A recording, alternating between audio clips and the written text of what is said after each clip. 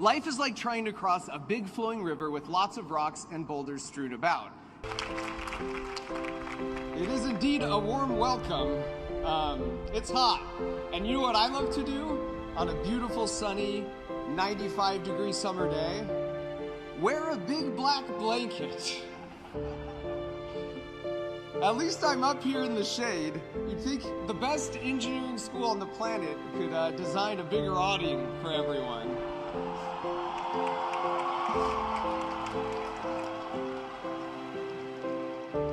It's for next year. Standing here before you is weird. I feel this pressure to give some timeless advice that will endure despite our world changing at an unprecedented pace. The world is so different, even from 4 years ago. For example, for the undergrads, you are the first graduating class to have persevered through a global pandemic, just as this is the first commencement speech written entirely by ChatGPT. The tech is still very new, so if I make any grammatical errors or threaten to end all human life, that did not come from me. That's the robot. At this point, I should probably tell your parents who I am.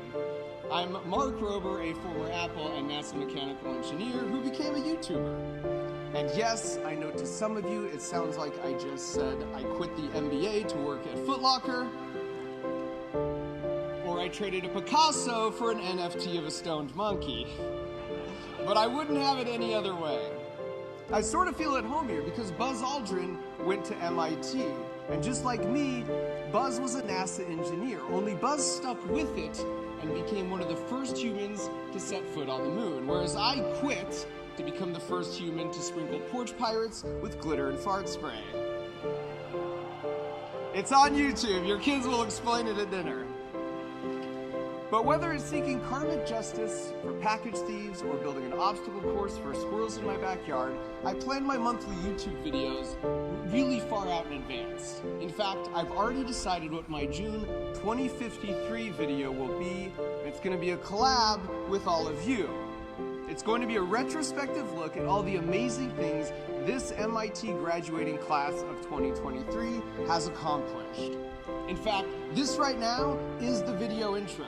So if you've ever wanted to be in one of my videos, this is your chance. Now, will YouTube still be around in 30 years? Hopefully, unless Elon buys it. But here's the thing, the degree to which you positively impact the world is the degree to which you'll be featured in the video. So in order to increase your chances of making the cut, I want to give you 3 pieces of advice based off my life experience.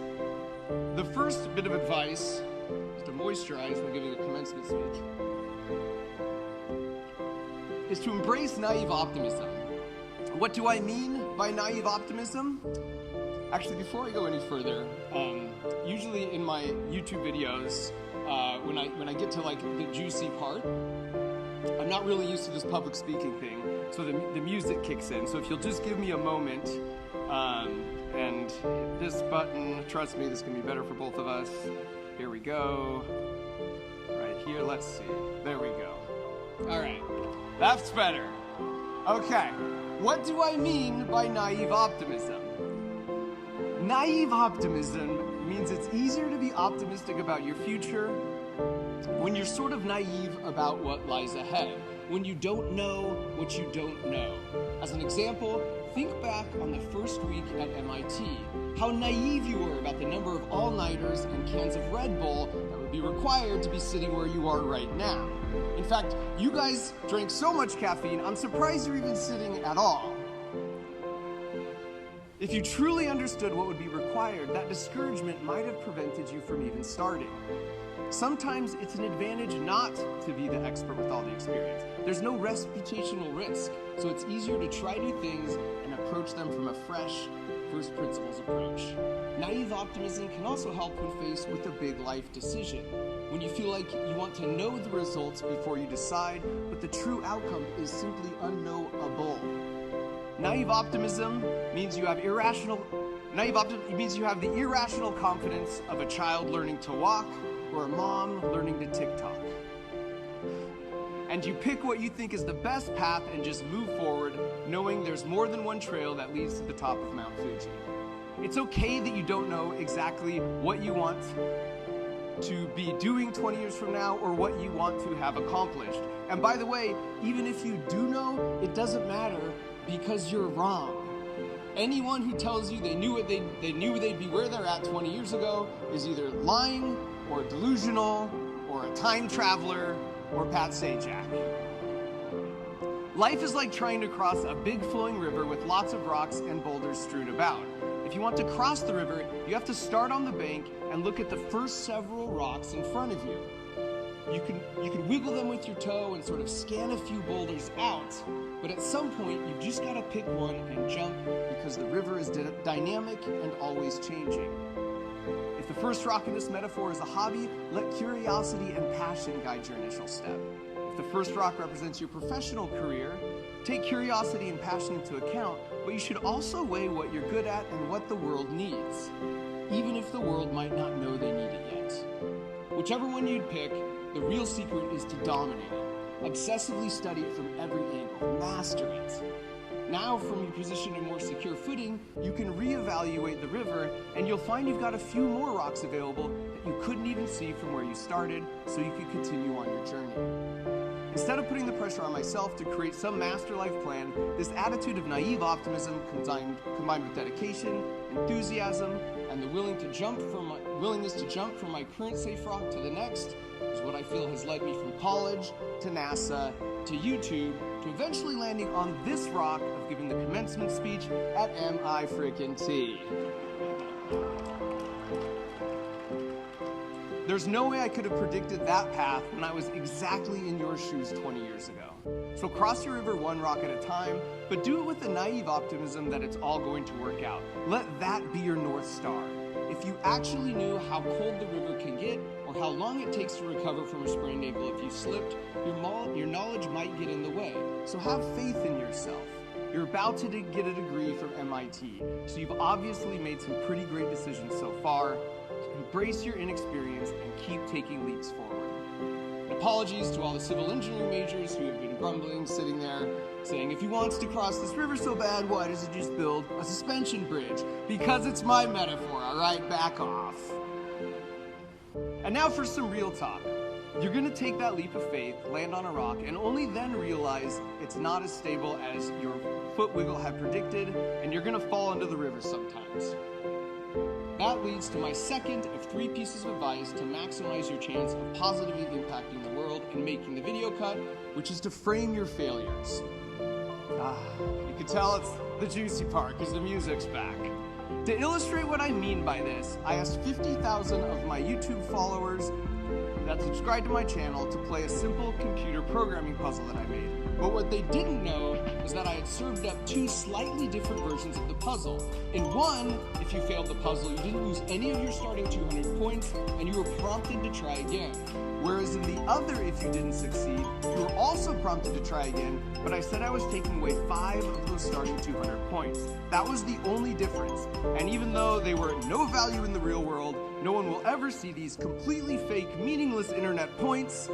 Those who didn't lose those points attempted to solve the puzzle 2.5 times more and saw success 16% more of the time.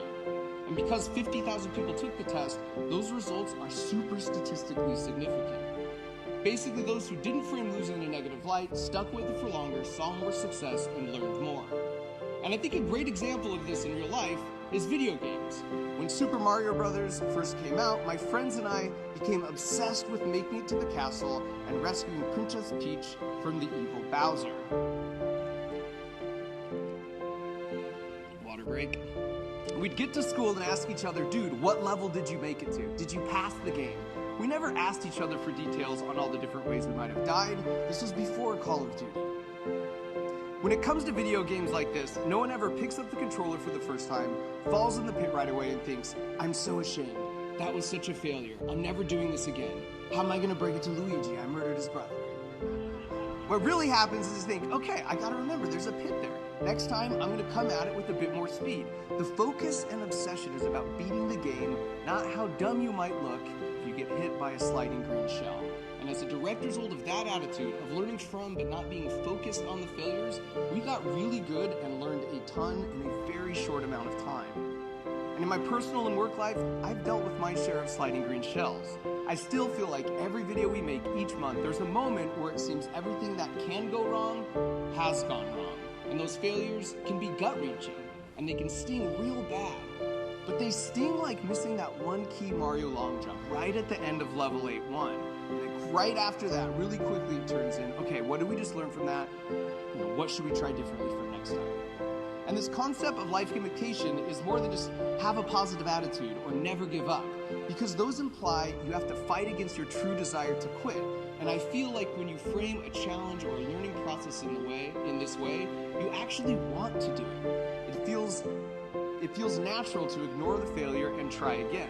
In the same way a toddler will want to keep trying to stand up, or in the same way you want to keep playing Super Mario Brothers, or in the same way half the people who attempted my coding puzzle had a desire to stick with it 2.5 times longer. The framing of their failures made it so they wanted to keep trying and learning. And that's exactly why the most meaningful high fives of my adolescence were when I said, dude, I finally beat Bowser last night. Probably goes without saying, but girls didn't talk to me until I was much older. And in case you're like, yeah, but my real life would just be so much better if my top 5 challenge disappeared. Would it?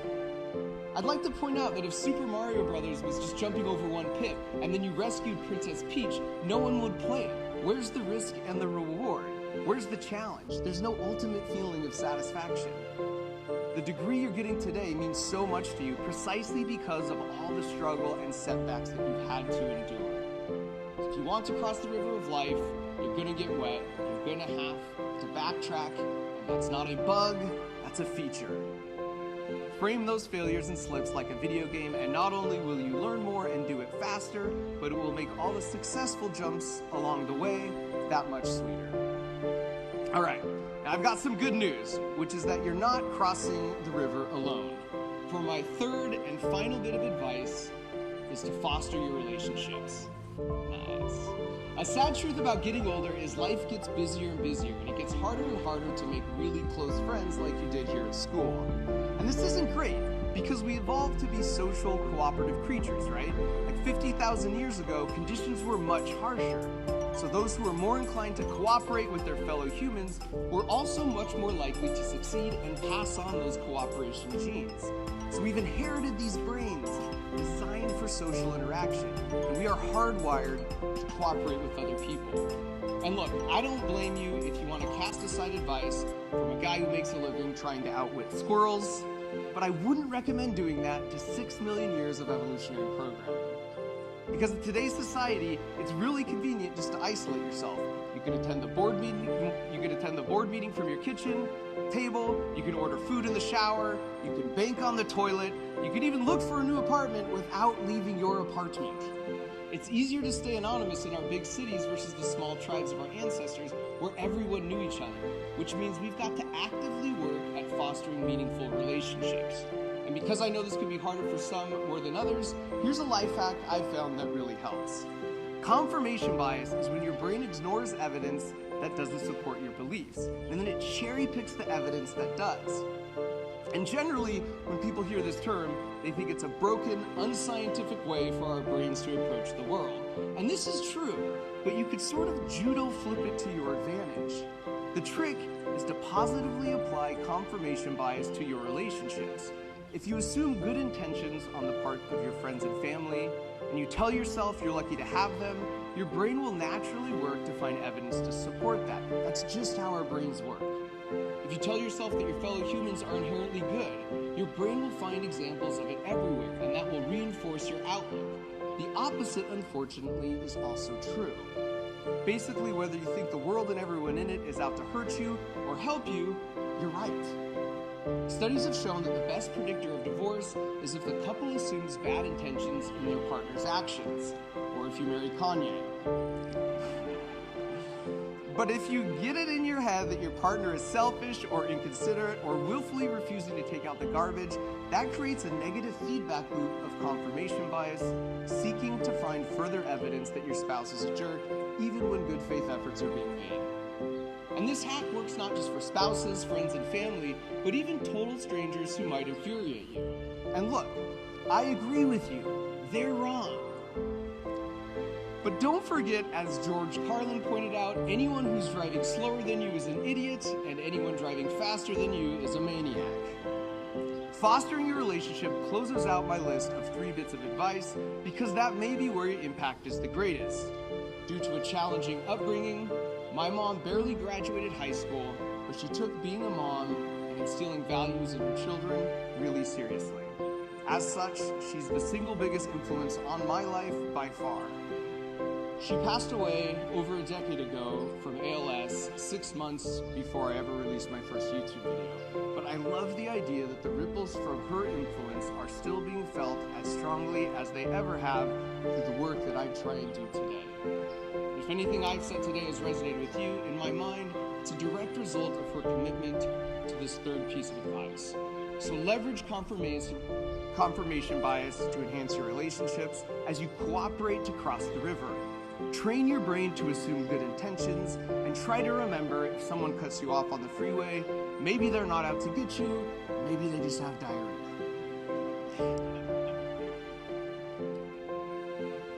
Now, for piece of advice number 4, engage in occasional playful anarchy. But Mark, you told us you were only going to give us 3 pieces of advice. Boom! Here's the 4th, because why not? I'm playing music in a commencement speech because why not? Is not ending your speech with pump-up music just objectively better? Or like how these graduation robes and hats are just objectively silly.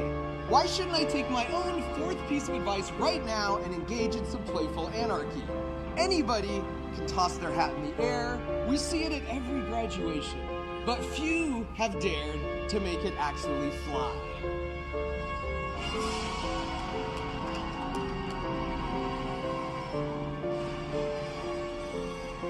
Bet Buzz Aldrin never tried this.